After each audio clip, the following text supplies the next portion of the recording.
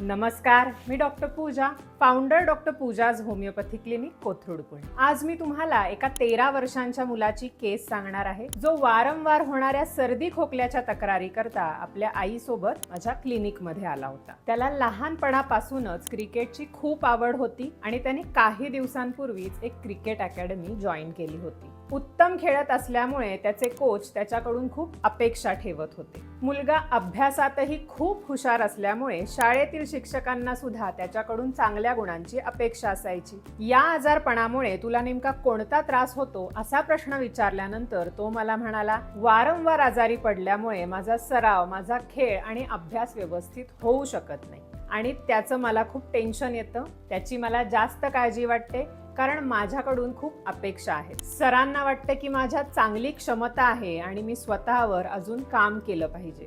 त्याची आई मला म्हणाली, हा खूपच समजूतदार, नम्र, शांत आणि अभ्यासू मुलगा आहे. कुणालाही कधीच उलट उत्तर देत नाही, पण इतरांच्या अपेक्षा पूर्ण करण्यासाठी स्वतःला खूप जास्त पुश करतो आणि त्याचं स्वतःवर खूप दडपण घेतो. या केसमध्ये जर तुम्ही बारकाईने पाहिलं तर एक वैशिष्ट्यपूर्ण गोष्ट लक्षात येते. हा मुलगा स्वतःवर दडपण निर्माण करतोय कारण त्याला आपले कोच आणि शाळेतल्या शिक्षकांच्या अपेक्षांवर खरं उतरायचंय. त्या अपेक्षा पूर्ण करण्यासाठी तो स्वतःला खूप झोकून देतोय आणि त्या प्रेशरमुळे तो वारंवार आजारी पडतोय.